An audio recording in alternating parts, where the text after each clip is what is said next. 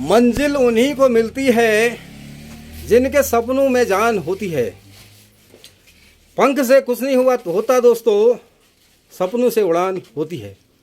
ऐसे ही हौसले से भरे हुए ऐसा व्यक्तित्व हमारे बीच में है श्री मोहनचंद उप्रेती जी, जो निवास करते हैं चंपावत जिले में और विकासखंड लोहाघाट के बागू क्षेत्र में, और जिन्होंने अपने दम पर वो एक प्रेरणा स्रोत भी हैं पहाड़ के लिए, पहाड़ के लोगों के लिए, पहाड़ के युवाओं के लिए।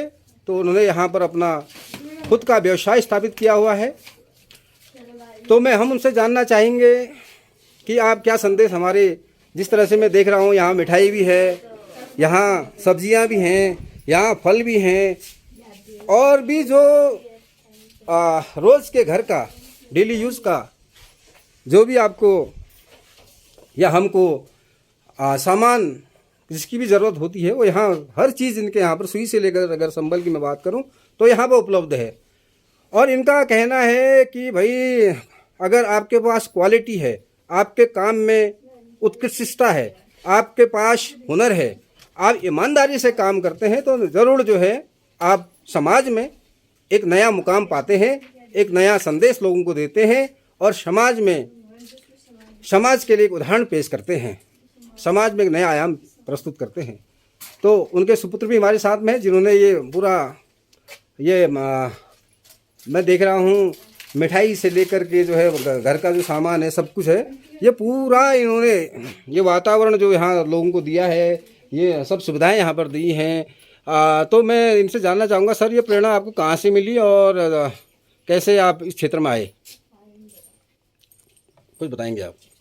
तो मैं यहीं इसी क्षेत्र का हूँ। प्रेरणा मुझे हमारे स्वर्गीय श्री पिताजी से मिली।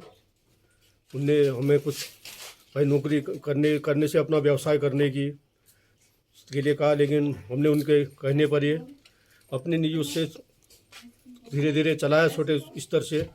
आज उनके आशीर्वाद से आज जो भी है क्षेत्र की जनता के उस सहयोग से अपने काम के विश्वसनीयता से यहाँ तक अपना आजीविका चला रहे हैं और लोगों की सेवा कर रहे हैं। क्षेत्र में जो भी है हमारे से हो पा रहा है। जी, अच्छा लगा कि आपने पहाड़ में लग कर के इस तरह का रोज़गार किया और स्वरोजगार किया। आप निश्चित तौर पर उन युवाओं के लिए प्रेरणा स्रोत हैं। तो आपने अपने बालक को भी इसी क्षेत्र में इसी कार्य में आगे बढ़ने के लिए प्रेरित किया।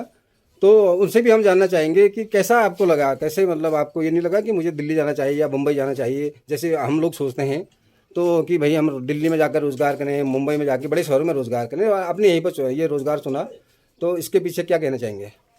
सर इसके पीछे मेन कारण ऐसा है कि जो हमारा ये पीढ़ी दर पीढ़ी हमारे बूबू के टाइम से फिर पापा ने, अब आने वाले टाइम में मैं इस चीज़ को संभाल रहा हूँ।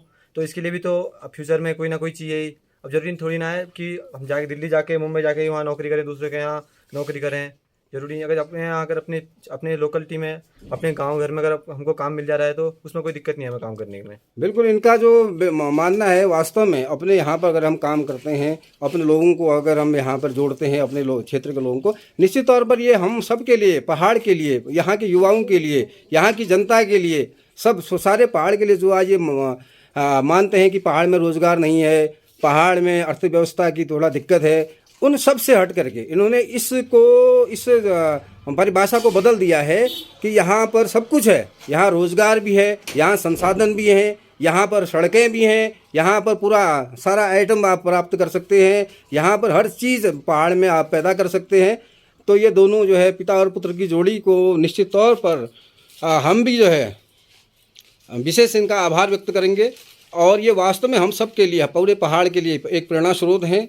निश्चित तौर पर जो है इन्होंने जिस तरह से यहाँ पर काम किया, जिस तरह से यहाँ पर जो है एक दूरस्थ गांव में एक मिसाल बन कर के हमारे सामने आए, सब लोगों को के लिए, उन सब के लिए, युवाओं के लिए जो आज दिल्ली में, मुंबई में 8-10 हज़ार की नौकरी कर रहे हैं या संघर्ष कर रहे हैं, उन सब के लिए ये एक प्रेरणा स्रोत हैं। हम सब के लिए भी ये प्रेरणा स्रोत हैं। और यहाँ पर देखिए पूरा ये चाउमीन सेंटर भी यहाँ पर है। देखिए आप फास्ट फूड, अगर दिल्ली मुंबई की अगर हम बात करें हल्द्वानी, तो यहाँ पर फास्ट फूड यहाँ पर ये उपलब्ध है। यहाँ पे आकर सके जो है आप ये जय हरेश्वर महादेव उपरती फास्ट फूड करके है, कॉफ़ी, कोल्ड काफ़ी। तो ये देखिए यहाँ पर ये इससे अंदाज लगा सकते हैं कि किस तरह से खपत होती होगी। देखिएगा आप, पूरा मैं देख रहा हूँ कि सुबह से जो है शाम तक 20-25 किलो, ज़्यादा ही है, कम नहीं है। तो चाउमीन जो है ये भाई साहब से जानना चाहेंगे। भाई साहब आपका शुभ नाम? मेरा नाम हरीश उप्रेती जी। तो ये कब से आपका ये है साथ में? सर लॉकडाउन से। लॉकडाउन के बाद सबसे पहले तो सर मैं तो एक संदेश दूंगा अपने पहाड़ के भाई लोगों को या नवयुवकों को। हाँ, वैसे मैं होटल इंडस्ट्री बिलोंग करता हूँ। अच्छा। 25 साल मैंने सर्विस की। हाँ, क्या खोया क्या पाया, लेकिन हमें थोड़ा अंदाजा आया, पर थोड़ा देर से आया।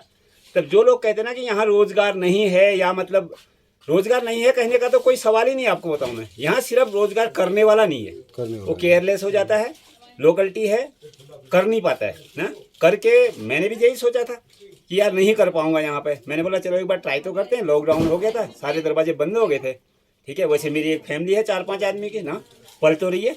हाँ, स्ट्रगल किया हमने और कर रहे हैं। आज भी हम 14-14 घंटे वर्क करते हैं। बच्चे पल ही रहे हैं। मेरी लड़की पढ़ाई कर रही है, कोई ग्रेजुएशन कर रही है, कोई इंटर कॉलेज में है। घर की दवा दारू खाना पीना सब इसी से तो चल रहा है। छोटे से मेरी दुकान है, लेकिन नहीं है यहाँ सब कुछ है, लेकिन करने वाला नहीं है यहाँ पे। यहाँ पे मेहनत नहीं कर पाते। रही ये फास्ट फूड की बात है, ये तो हम तो सोचते हैं अच्छे से अच्छा, कम से कम मार्जिन में। हम नहीं चाहते किसी की 10 कमाना। मैं कभी नहीं चाहूंगा कि मैं एक 60 रुपए की चाउमीन बेचता हूँ, मैं इसे 10 रुपए कमाऊँ। मैंने कभी नहीं सोचा। मैंने सोचा मैं 4 रुपए कमाऊँ, लेकिन एक बंदे से 10 नहीं कमाऊँ, मैं 4 रुपए से 4 करके 16 करूँ ना। 1 से 10 कमाने की ना मैंने ये उम्मीद रखी, ना मेरे भाई साहब ने, इन्होंने भी नहीं रखी है बगल में जो ये आज इस मुकाम पर पहुंचे। कभी दादाजी की यहाँ पे एक छोटी सी चाय की दुकान होया करती